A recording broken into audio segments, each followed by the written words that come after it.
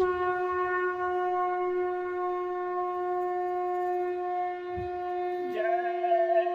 गुरुदेव। जय गुरुदेव।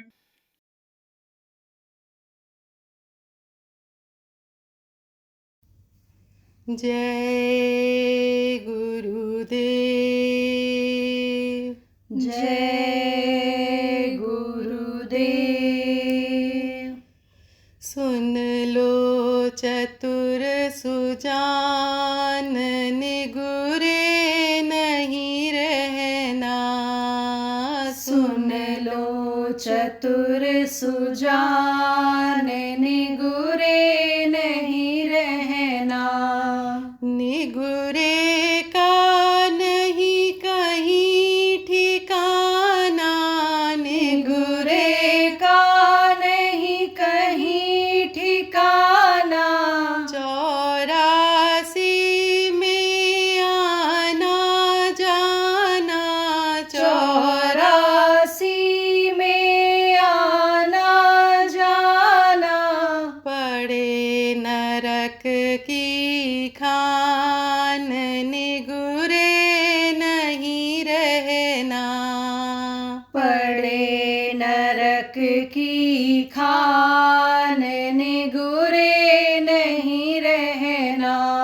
सुन लो चतुर सुजान, निगुरे नहीं रहना। सुन लो चतुर सुजान, निगुरे नहीं रहना। गुरु बिन माला क्या सटकावे। गुरु बिन माला क्या सटकावे। मनवा चहु दिश फिरता जावे। मनवा चहु दिश फिरता जावे।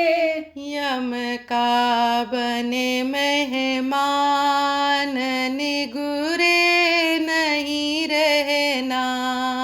यम का बने मेहमान, निगुरे नहीं रहना।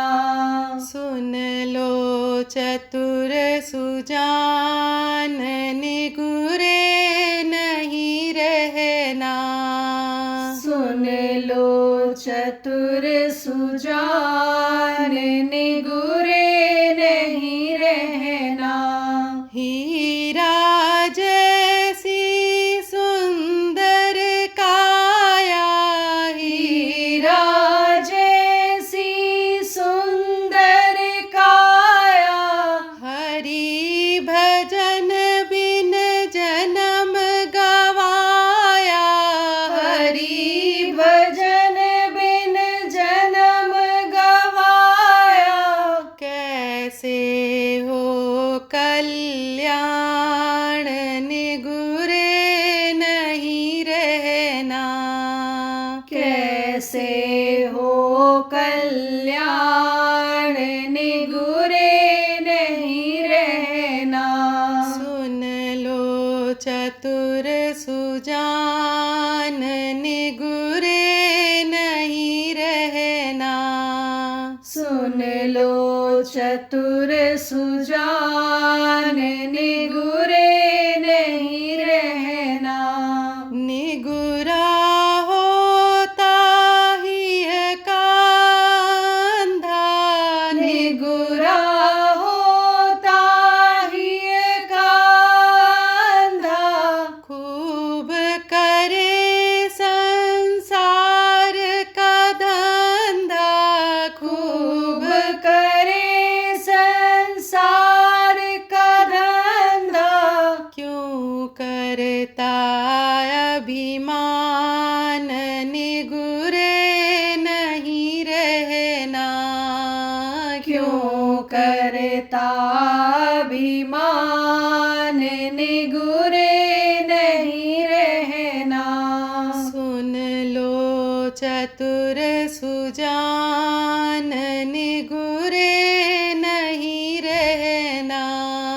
सुन लो चतुर सुजान, निगुरे नहीं रहना। सुन लो चतुर सुजान निगुरे नहीं रहना। जय गुरुदेव। जय गुरुदेव।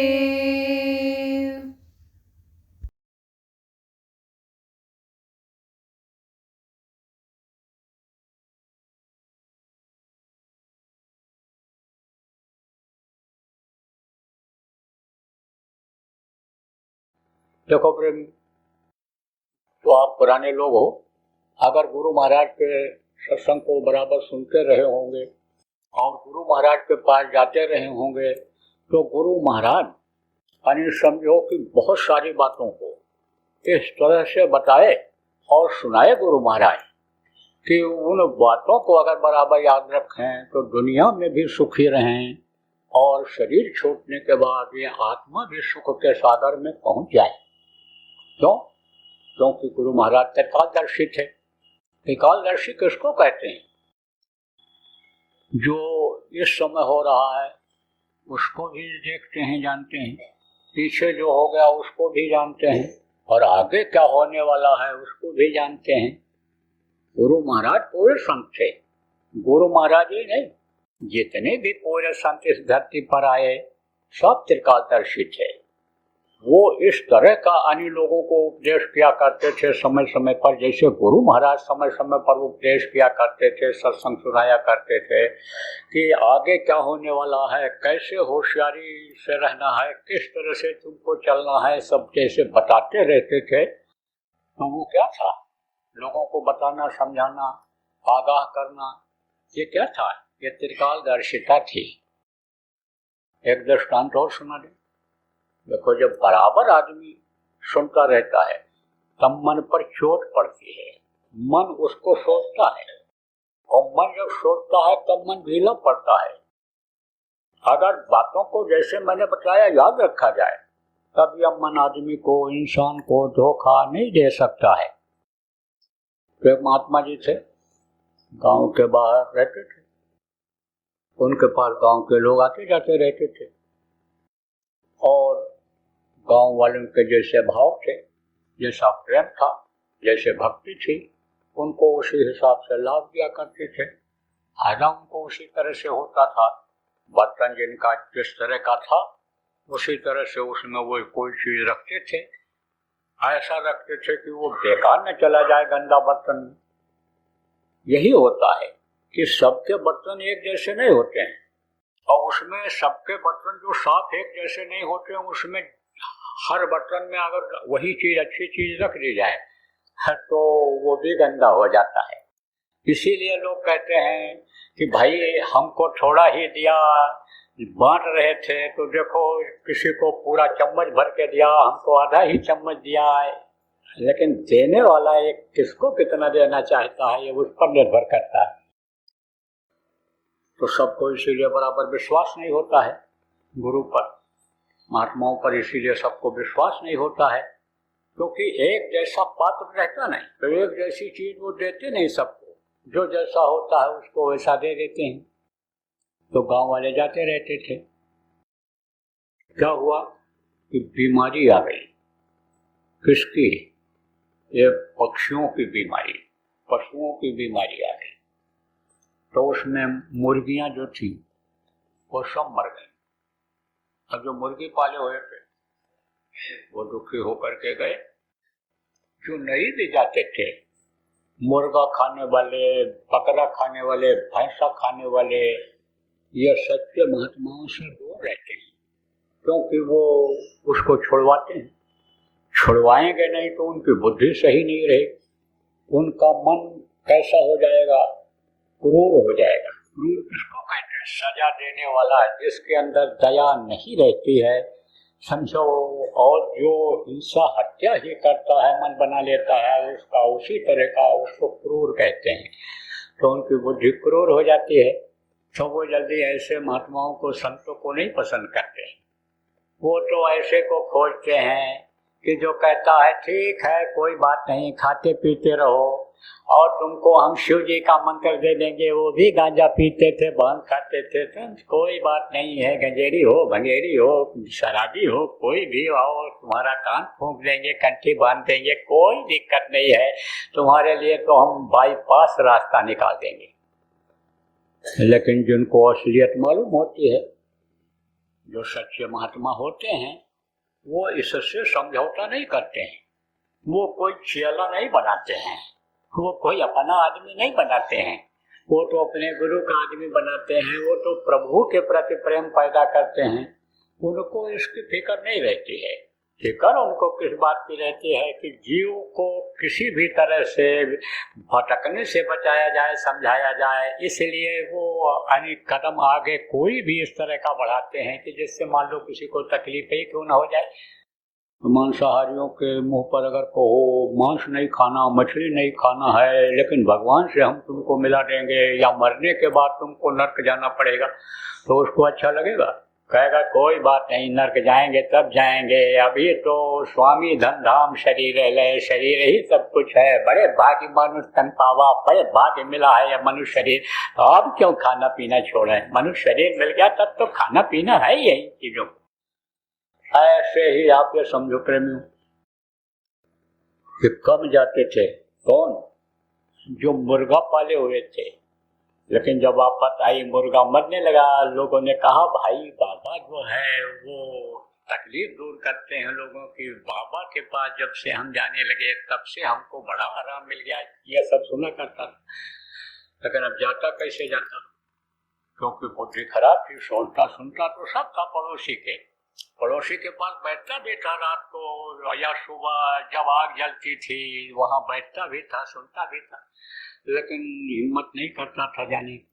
लेकिन वही रोजी थी उसकी, अंडा बेचता था, मुर्गा खाता था, अंडा खाता था। तो ये जो थे कौन, मुर्गा पाले हुए लोग गए महात्मा जी के पास, बोले महाराज बीमारी आई, हम लोगों की मुर्गियां मुर्गे सब मर गए। महात्मा जी ने कहा अच्छा हुआ। बोले तो कुछ नहीं, ये लोग अब चाहे डर रहा हो कि बाबा जी के चेला बहुत हो गए, गांव वाले निकाल देंगे, मारे पीटेंगे, बाबा को कुछ कहेंगे, या कुछ ऐसा रहा होगा कि भाई महात्माओं को सम्मान लोग देते ही थे, और महात्मा जब कटु बात बोलते थे, कड़ा कदम उठाते थे, तो उससे लोगों को कभी फायदा भी दिखाई पड़ता था, तो कोई ऐतराज नहीं करता था। तो ये लोग गए, ये जब गए और महात्मा ने ऐसा कहा, अच्छा हुआ। बोले कुछ नहीं, लेकिन बिल्कुल एकदम से जैसे गीली लकड़ी सुलगने लगती है, ऐसे सुलगते हुए लौट आए, कुछ नहीं बोले। फिर कुछ दिन के बाद बीमारी और बढ़ी, जैसे मान लो कोई जहरीली दवा है, मान लो जैसे कीड़े मकोड़े खत्म करने के लिए, मच्छरों को खत्म करने के लिए दवा बना रखा है लोगों ने, उस दवा को डाल दोगे तो ये जो छोटे जानवर हैं जल्दी खत्म हो जाते हैं, बड़ों पर कम असर पड़ता है, आदमी पर और समझो कि ये जानवरों पर असर तो पड़ता है, लेकिन उनके अंदर ज्यादा मजबूती होती है, बदन मजबूत होता है, बदन का जो मशीनरी है शरीर के अंदर की वो बड़ी होती है, मजबूत होती है, तो उस पर कम असर पड़ता है। ऐसे ही जब बीमारी आई तो मुर्गियां तो पहले मर गई, उसके बाद कुत्ते मर गए, सब अच्छे अच्छे कुत्ते मर गए। अब जो लोग कुत्ता पाले हुए थे, पालते ही थे लोग कुत्तों को, क्योंकि ये स्वामी भक्त होते हैं। स्वामी भक्त किसको कहते हैं? अपने मालिक के वफादार होते हैं। कुत्ता कोई पाले है और गुस्से में आ गया, मार दिया उसको, लगा पैर में लगड़ाता हुआ भगेगा जान बचाने के लिए। लेकिन कोई जानवर, दूसरा कोई बिल्ली है और कोई जानवर है और कुत्ता ही क्यों न हो, अगर घर के अंदर जाने लगेगा तो लगड़े पैर से ही दौड़ करके आएगा, उसको भगाएगा, भूखेगा, नोचेगा। वफादारी उसको कहते हैं। उसका मालिक ने मार दिया, अब मालिक मान लो मारने के बाद गुस्से में मार दिया, अब फिर उसके बाद सोचा देखो गलत किया मैंने, पालतू जानवर को मारना नहीं चाहिए, तो पश्चाताप हुआ। फिर उसको बुलाया, आओ आ जाओ। तो पहले तो नजर को देखेगा, नजरों से पहचान हो जाती है कि गुस्से में है कि प्यार में है, तो देखेगा इसे। अब अगर देखता है कि प्यार है तो तुरंत फिर लौट पड़ता है और आकर के ऐसे आंखों को देखने लगता है, पूंछ को हिलाने लगता है, स्वामी भक्त होता है। इसीलिए लोग कुत्ता पालते थे, अब भी पालते हैं।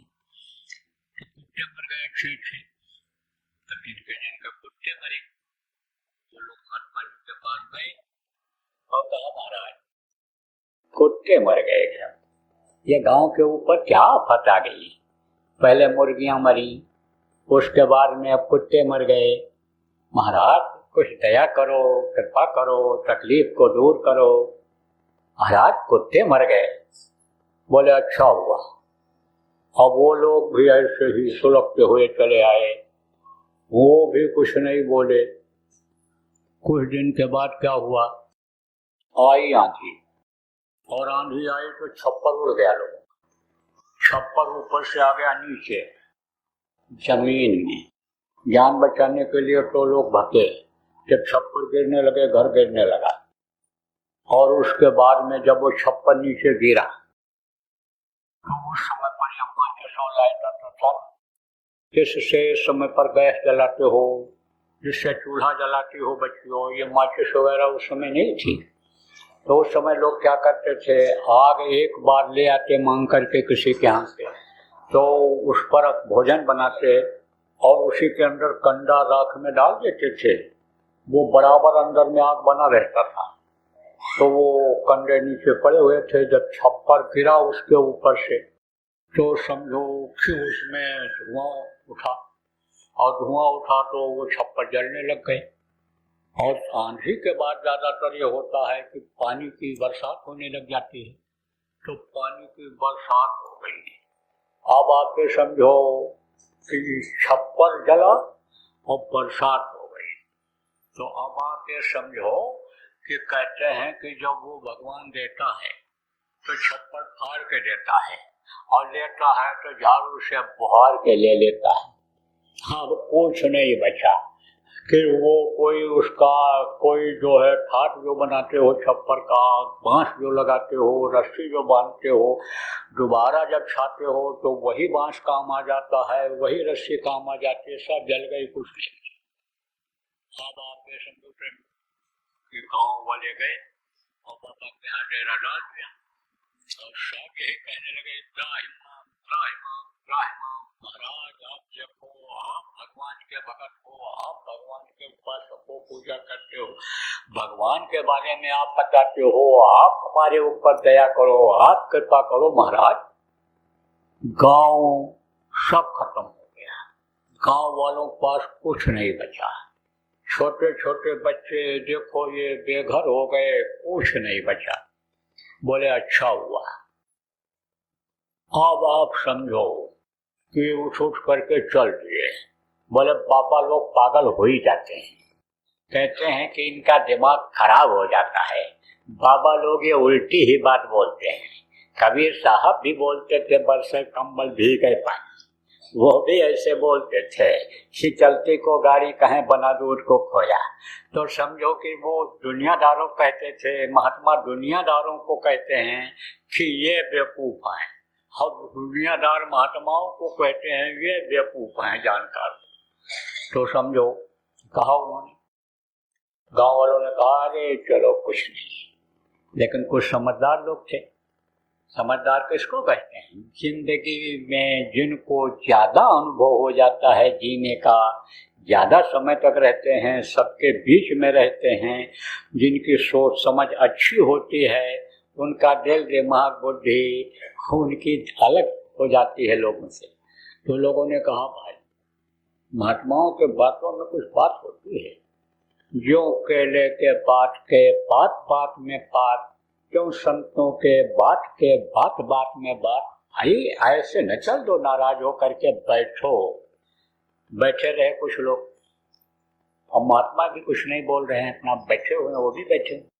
तो गांव वालों ने कहा, महाराज बताओ ये सब कैसे हो रहा है, ये क्यों हो रहा है, क्या इसका निदान है।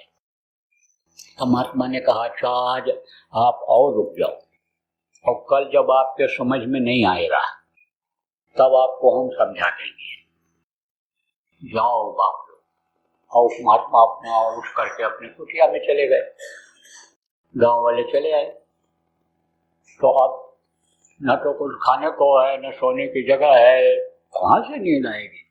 अरे भूख में नींद आती है, भूख में नींद नहीं आती है।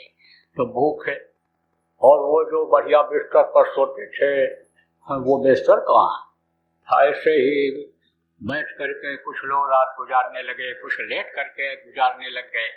तो सुबह वैसे लोग देर से उठते थे, लेकिन उस दिन जब रात नहीं कट रही थी, रात नहीं खत्म हो रही थी, तो जल्दी ही उठ करके उधर अपना लेटरिन के लिए जाने लग गए। अब वो जो पड़ोसी राजा था उसने कर दिया चढ़ाई किस पर, किसी राज्य पर। तो उस समय पर जब चढ़ाई होती थी, लड़ाई होती थी, तो मार काट बहुत होती थी। अब भी मार काट होती है। लड़ाई में होता क्या है, लड़ाई में घूसा लात तो घर में चलने लग जाता है, ज्यादा कुछ हो जाता है, हथियार रहता है तो क्रोध में आदमी देखता है कि हथियार नहीं मारना चाहिए, कुल्हाड़ी नहीं मारना चाहिए, कि हंसिया चाकू नहीं मारना चाहिए, कि बंदूक पे गोली नहीं चलानी चाहिए। क्रोध में आदमी देखो यह भी सब कर डालता है, कत्ल कर डालता है। लड़ाई बड़ी खराब चीज होती है, लड़ाई का नाम ही खराब होता है। तो लड़ाइयों में क्या होता था, मार काट होता था। अब क्या करते हैं, गोला बंदूक चला देते हैं। अब तो समझो एक जगह बैठ करके 5,000 10,000 किलोमीटर दूर अगर कोई चीज खत्म करना होता है तो यहाँ से पावर से भेज करके वहां वो चीज खत्म करते हैं। आदमी कह रहा हम विकास कर रहे हैं, देश कह रहे हैं हम विकास कर रहे हैं। विकास कर रहे हैं कि विनाश का हथियार बना रहे हैं, विनाश की तरफ बुद्धि को ले जा रहे हैं। और ये चाहिए इन लोगों को जो हथियार बना करके विकास के लिए सोच रहे हैं, उनको तो ऐसी योजना बनानी चाहिए सब लोगों को मिलकर के कि ये जितने विनाशकारी हथियार हैं इनको समुद्र में डाल दिया जाए, इनको स्वाहा कर दिया जाए, खत्म कर दिया जाए, जिससे थोड़ी शांति लोगों को मिल सके। जो उम्मीद है लोगों को आगे बढ़ने की, कुछ करने की, उसमें बाधा न पड़े। तो लड़ाइयाँ किससे करते थे लोग, तीर और तलवार की लड़ाई होती थी, तीर और तलवार से लोगों को मारते थे। तो उधर की जो फौज थी अचानक हमला कर दिया और लूट पाट करता हुआ, मार काट करता हुआ अंश आ गया वहां तक, और सेना आ गई, राजा आ गया। कहाँ, उस गांव के नजदीक। और वहीं खेत में बैठ करके लोग, अरहर के खेत में, तुअर जिसको कहते उसके खेत में बैठ करके लोग लैट्रिन कर रहे थे। तो जब गांव के पास में फौज पहुंची थोड़ी दूर पर, तब लोगों ने कहा भाई पेड़ तो लगे हैं यहाँ गांव होना चाहिए, लेकिन न तो यहाँ कोई छप्पर दिखाई पड़ रहा और न धुआं हो रहा है। इतने समय तो लोग मच्छरों से बचाने के लिए धुआं कर दिया करते थे, धुआं दिखाई पड़ना चाहिए था, तो न तो धुआं दिखाई पड़ रहा है और न कोई घर दिखाई पड़ रहा है। और सुबह के समय ही मुर्गा बाग लगाते हैं, आवाज लगाते हैं, उठ जाओ उठो उठो हो गया सवेरा, मुर्गे बांग लगाते हैं। तो न तो मुर्गे बांग लगा रहे हैं, तो कुछ नहीं है, गांव कभी रहा होगा, चलो आगे बढ़ो। अब फौज आगे बढ़ गई। अगर गांव होता तो चढ़ाई करते, मार काट करते थे, लूटपाट भी कर देते।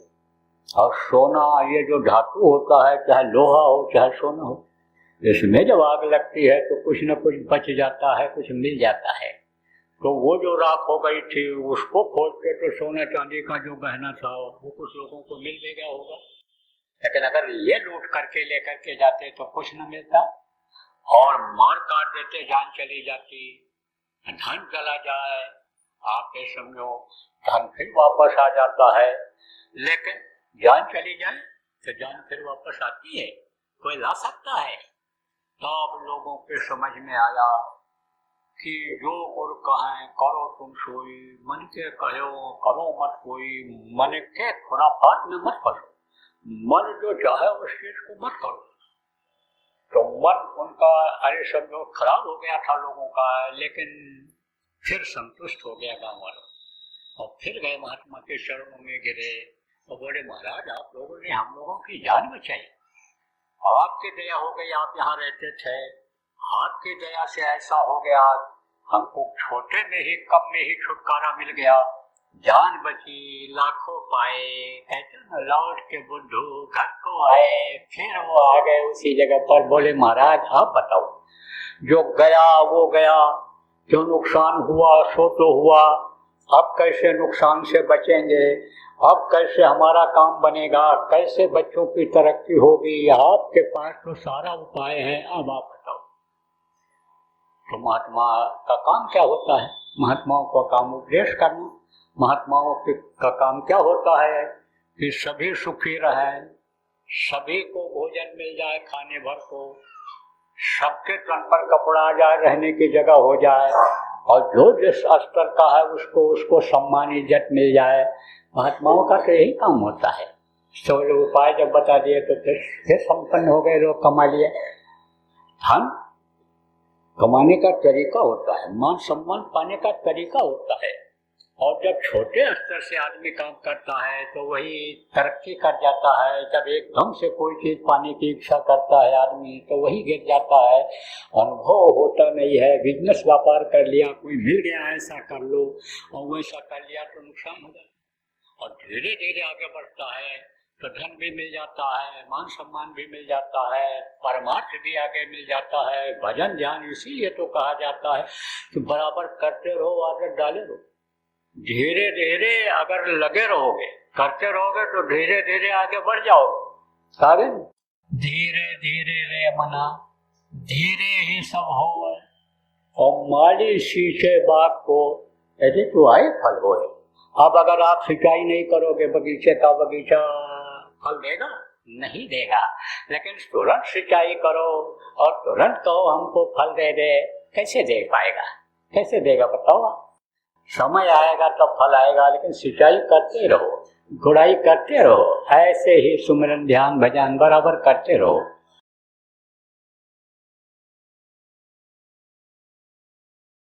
उज्जैन जो आपका आश्रम है, जिसको मजबूरी में बनाना पड़ा था, तो वहीं पर भंडारा का कार्यक्रम प्रतिवर्ष होता है। हिंदी तिथि के अनुसार वहाँ पर अपने लोग गुरु महाराज का भंडारा करते हैं। तो वो 2, 3 और 4 जून को पड़ रहा है, तो उसकी आप लोग करो तैयारी।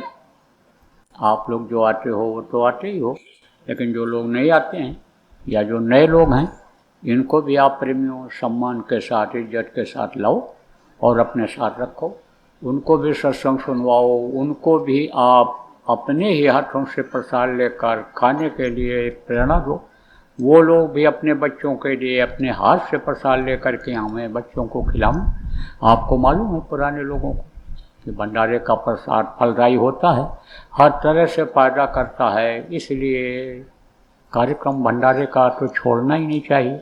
संकल्प बनाओगे, गुरु महाराज को याद करोगे, गुरु महाराज आपको खींच लेंगे, बुला लेंगे। तैयारी करो, मन बनाओ, संकल्प बनाओ आपको, तो भंडारे की करो तैयारी। जय गुरुदेव।